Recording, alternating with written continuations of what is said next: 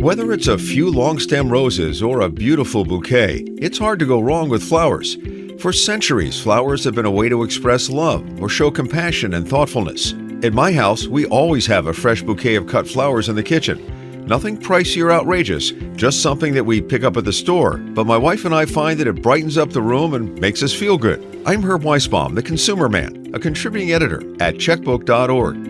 Welcome to Consumerpedia at checkbook.org. We're the nonprofit that helps consumers select services, avoid trouble, and save money. Because we don't accept any advertising or take money from any business we recommend, you can rely on checkbook.org to be completely independent and objective. Now, here's the host of Consumerpedia, America's consumer expert, the consumer man, Herb Weisbaum. Most of us buy flowers year-round. Maybe you're going to someone's house for dinner. Maybe it's your anniversary. Maybe you forgot to take out the trash and need to smooth things over a bit. You might be able to find what you want at the supermarket. Sometimes you may need to visit a florist, and we have new ratings and price information to share with you. Here to talk about all of that, Checkbook's executive editor, Kevin Brassler. Hello, Herb. So since we're releasing this episode just before Valentine's Day, let's start with that. There are a bunch of options people have. Why don't you run down the pros and cons of each? You have grocery stores, you have traditional retail florists, floral shops. There are wire services. And among those, grocery stores are by far the least expensive option. You can usually pick up a bouquet of red roses for $20 to $30. Whole Foods usually runs a prime discount where you can get 2 dozen red roses for $25 around Valentine's Day. Problem is, the buying standards of these big operations aren't nearly as high as those from good retail florists. Companies where this is all they do is pick out, assemble, arrange flowers and deliver them.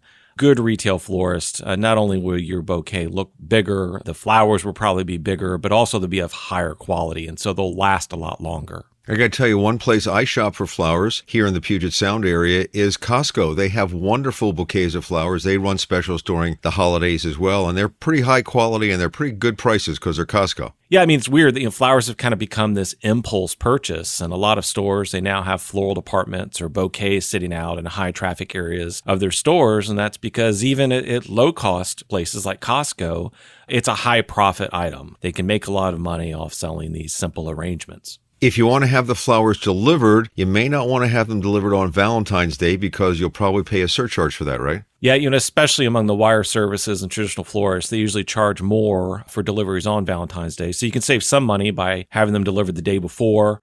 I guess you could save a lot of money about having them delivered the day after, but I'm not sure that's the route you want to take. Yeah. Well, then we'll have another podcast on the Love Doctor or something like that. Right. If you pick up the flowers yourself, you also have the benefit of being able to see what you're buying before you walk out the door. If you go into the floral shop and you pick out the flowers. Yeah, and this is an issue that people often have with deliveries, is what was delivered wasn't what you paid for. You paid for an elaborate bouquet, especially when using wire services and online catalogs. It looks like this great large arrangement with diverse numbers of flowers, and then what shows up is not nearly what was pictured. One way, you can not only save money is to pick up flowers yourself, but also now you have some quality control, right? You can make sure that if you're buying roses, that the buds are large. They're still, kind of tight together as opposed to have already bloomed out. Once roses bloom out, they don't last as long. You can also check the water. Is the water clean? At some of these places, they don't change the water out very often, and so it gets dirty. That's bad for the flowers also. Is everything refrigerated? That's something else to look for. And ultimately, you want to make sure that the flowers smell good and that they look good.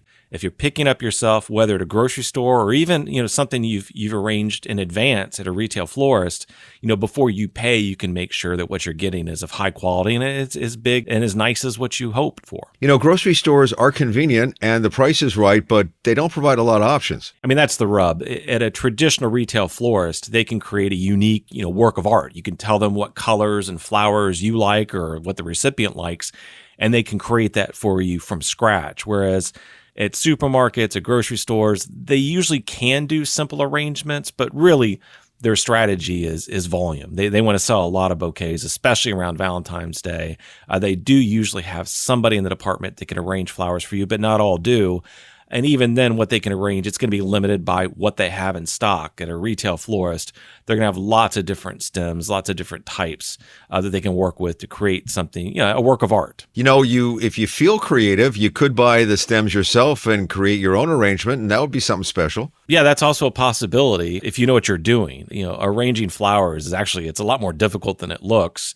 But, buying your own single stems, that's another possibility. In some areas, wholesalers are open to the general public. You can go down there and you can buy your flowers where all the florists do. And then now you have kind of ultimate control over quality. As a consumer reporter for many, many years on a local level, I dealt with a lot of problems that people had when they had flowers delivered. Why are there so many problems with flower deliveries? I've done hundreds of interviews, TV and radio interviews about florists. It's astonishing to me that I still have to warn about this, but there are a lot of floral scams out there. There are just also a lot of, wire services and florist brokers that create big headaches for consumers. What happens is, especially in the case of these brokers, is they advertise online as if they're a local florist shop. If you search for Seattle florist or Arlington, Virginia florist, you'll get a lot of search results. And a lot of those, it makes it look like, oh, they're a local florist, but they're not. They're disguising themselves as one.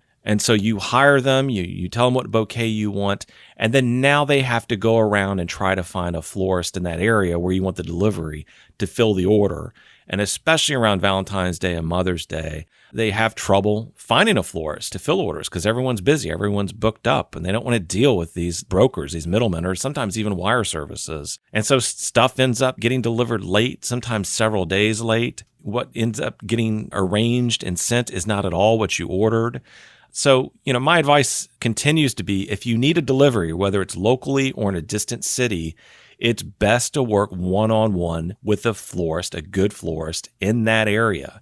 If you're having flowers delivered to a different city, either work with a florist in your area and have them arrange, partner with a florist in that distant city to make the arrangement and make the delivery, or deal directly with the florist in that area. You have to be really careful when shopping online for flowers. I even say, if they're putting themselves out there as a local florist, even go into Google Street Map view to make sure they actually have a retail storefront, because a lot of these businesses don't. They're just a call center somewhere taking orders, and then they're trying to get someone to fill them.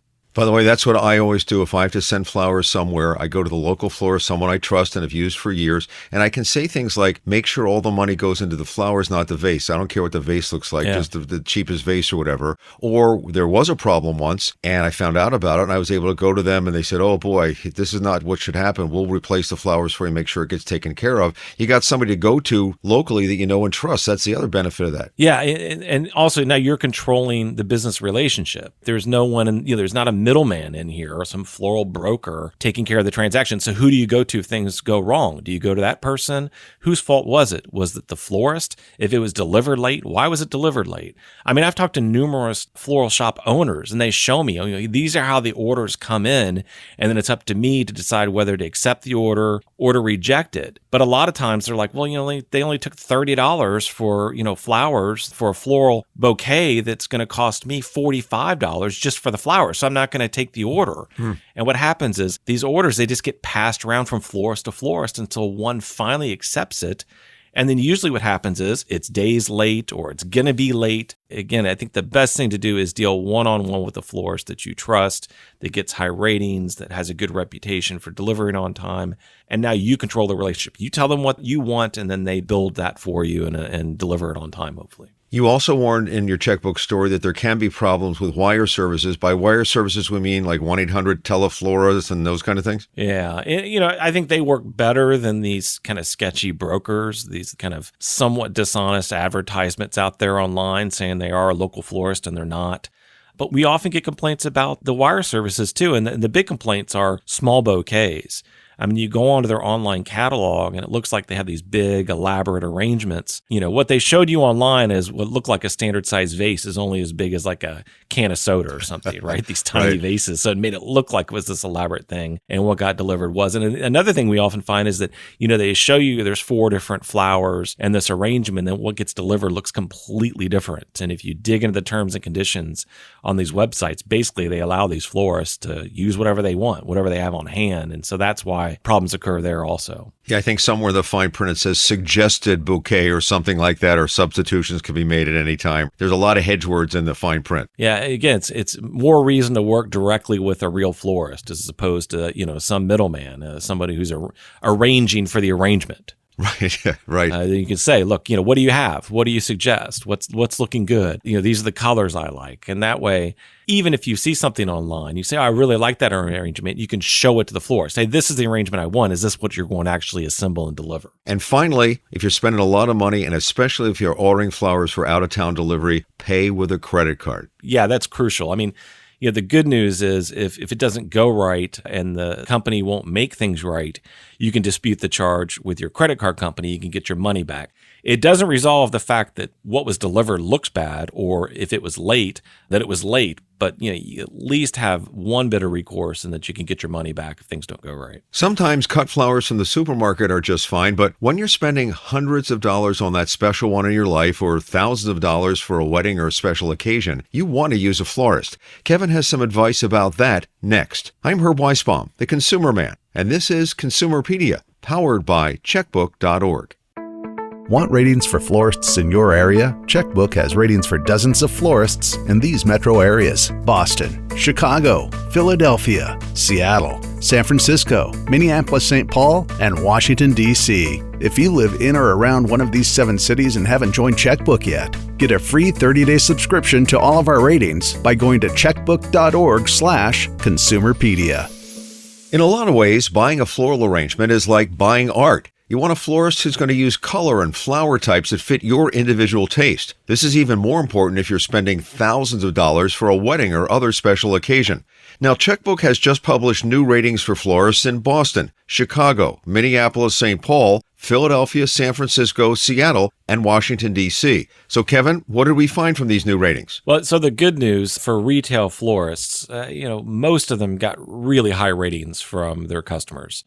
We found that, for the most part, these shops, things go off without a hitch. People are really happy with the products that were created, what was delivered. Things happened promptly. People were pleasant to deal with. There are, though, I would say about 20 to 30% of the shops that we rated don't get very high ratings at all. And for them, we got the type of complaints we've already discussed where, what was delivered wasn't what was promised, especially have issues with promptness around Valentine's Day and Mother's Day, the things you want to avoid. But the good news is that most shops, most retail florists are successful in making their customers happy. So there are 2 big factors you want to consider, obviously price and quality. Let's start with price. Our undercover shoppers called area florists and got really big price differences for illustrative bouquets, for single stems, for cut flowers, and even potted plants.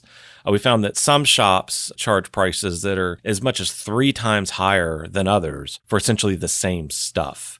And that delivery costs also vary widely from shop to shop. Some charge, very little for delivery, only $10 or so. Some around the holidays are charging $50 to $100 just to get stuff there. So I do think it makes sense in advance to ask about costs. If it seems like what you're being quoted is expensive, contact a second florist just to make sure that the first florist had prices that were, at least within line of what you expected. In our ratings tables, we do have our own separate rating for price that's based on all these prices we've collected from local florists. So did we find any relationship between the price and the quality of what you get? Not really. Among garden centers, higher prices often indicate you're getting a better quality product.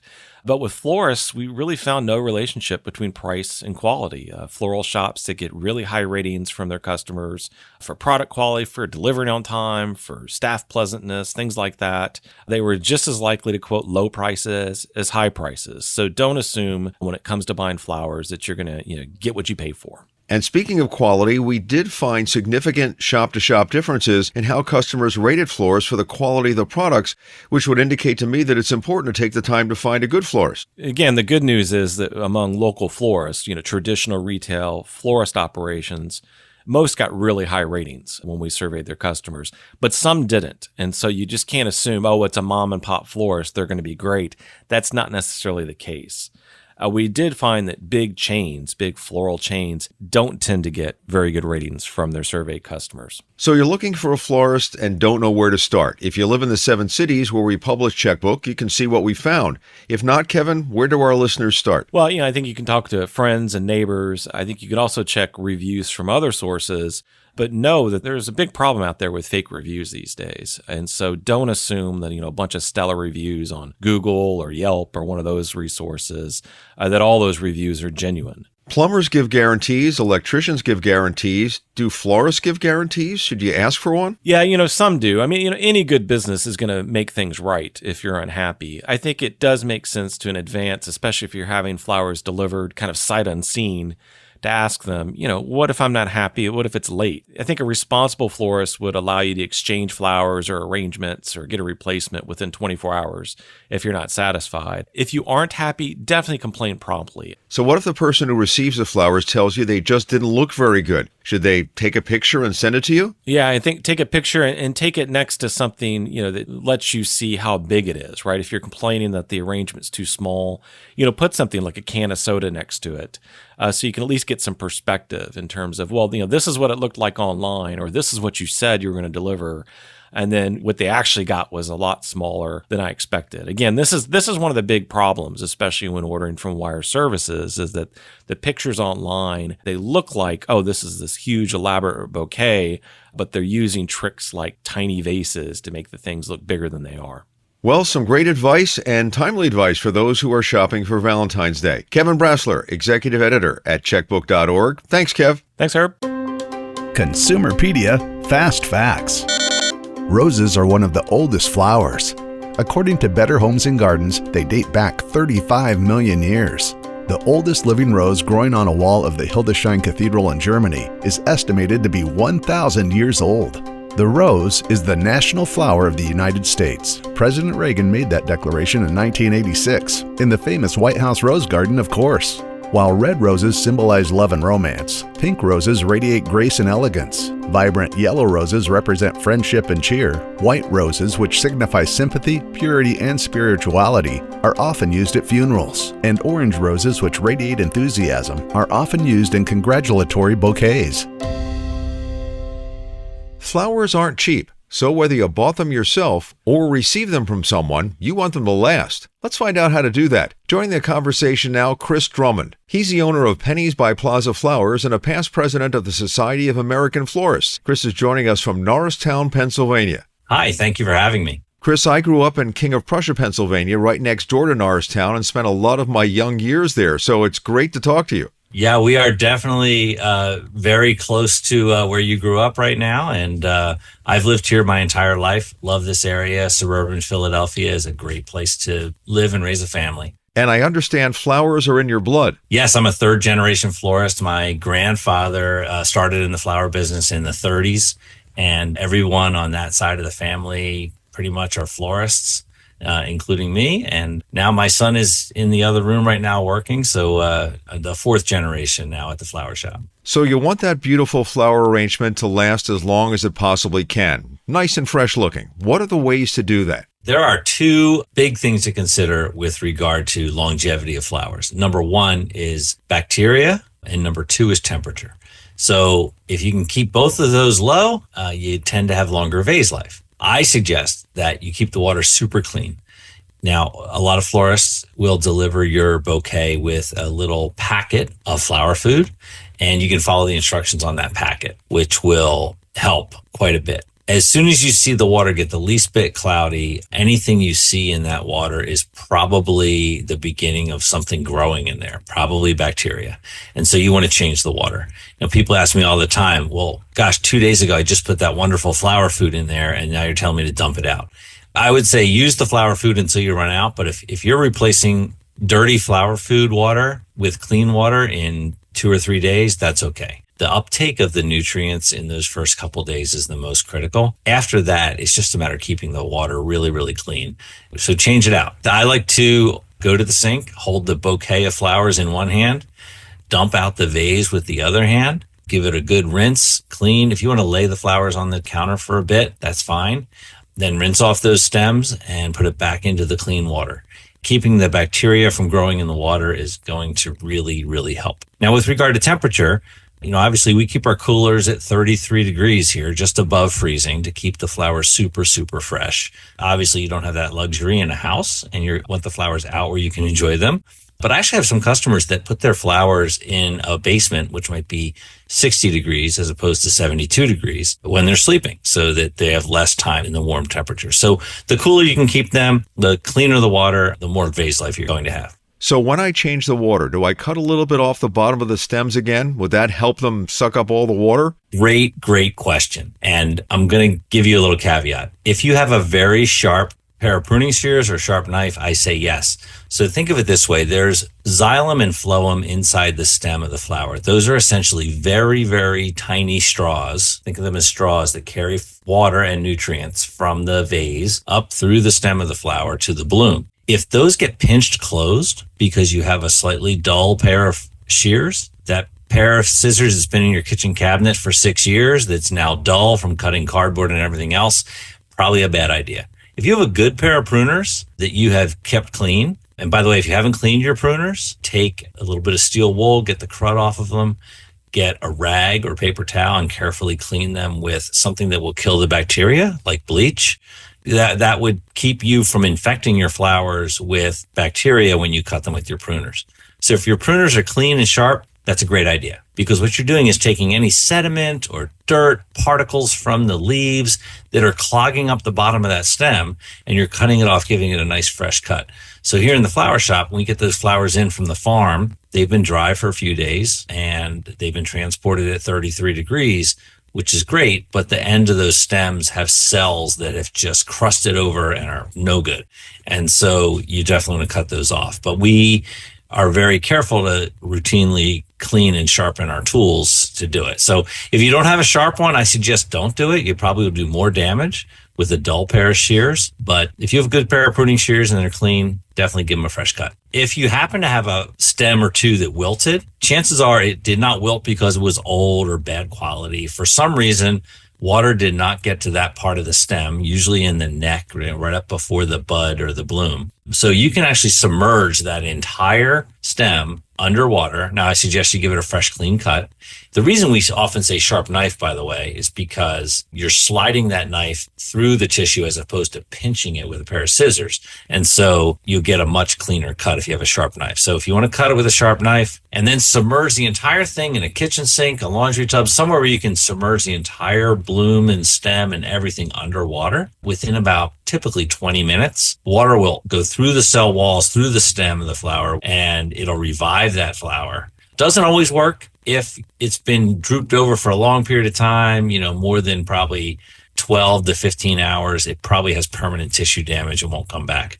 But if you see it wilt overnight, give it a fresh cut, submerge it, and let it sit. Usually it revives that flower. So is there anything you can add to that new water, sugar or something like that, that will help and make the flowers look better longer? So that's another great question. We get that one all the time. A lot of the things you hear are old wives' tales that really don't do much at all. People say the copper in a penny changes the alkalinity of the water. And we haven't found that any of that does a whole lot of good. Just an eyedropper with 2 drops of chlorine bleach. Some people have said that keeps the bacteria from growing, which while it is true, that's not enough chlorine bleach to kill the flower. So if you want to give it a shot, sure. And obviously our flower food has a lot of sugar in it.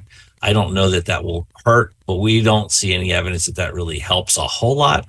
But if you wanted to do a tablespoon of sugar and a couple drops of bleach just to keep the bacteria down. Other people have said the citric acid helps. And I do know that some floral preservatives have citric acid to keep the bacteria down. I'm not sure on the exact scientific results of those tests, but a lot of people say they have luck with just a piece of a lemon peel or an orange peel at keeping the bacteria from thriving in the water. When I bring a bouquet of fresh flowers home, I always take the leaves off the bottom, the ones that are going to be in the water. My thinking is these leaves are going to create bacteria or gunk in the water and clog up the stems. Is there any logic to what I'm doing? Your logic is 100% accurate. So wow. You definitely want to remove any foliage that's going to be below the water. Any additional tissue that starts breaking down in the water just promotes bacteria growth. However, above the waterline, you don't want to allow anywhere that air and bacteria can get into the stem.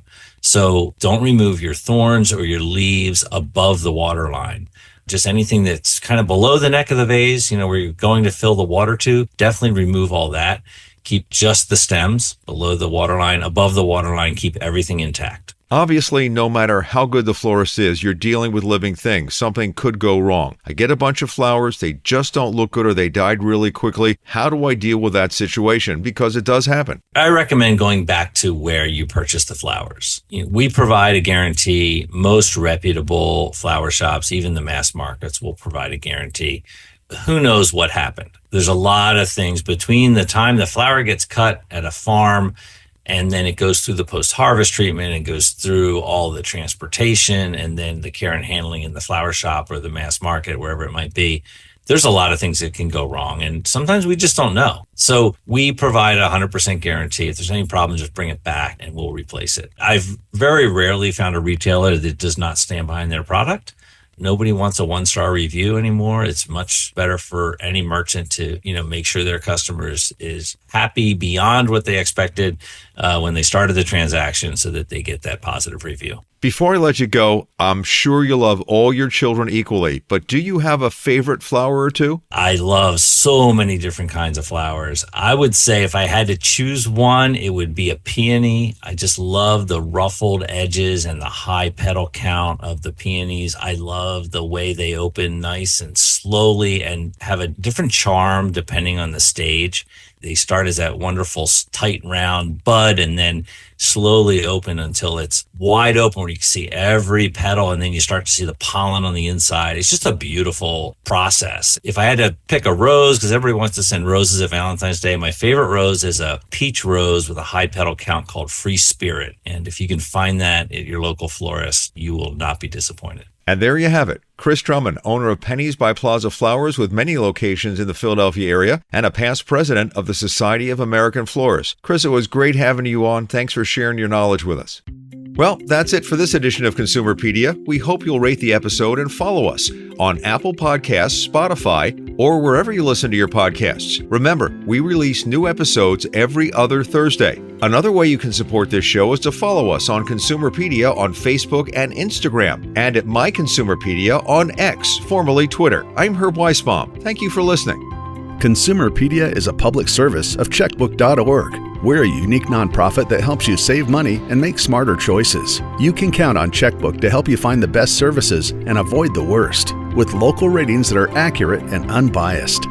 If you live in or around these 7 cities and haven't joined Checkbook yet, check us out. Boston, Chicago, Philadelphia, Seattle, San Francisco, Minneapolis-St. Paul, and Washington, D.C. To get your free 30-day subscription, go to checkbook.org/consumerpedia. If you like what you've heard, we hope you'll become a supporter by using the link at the bottom of the show notes to make a small contribution each month. Consumerpedia, empowering consumers to save money and make smarter choices.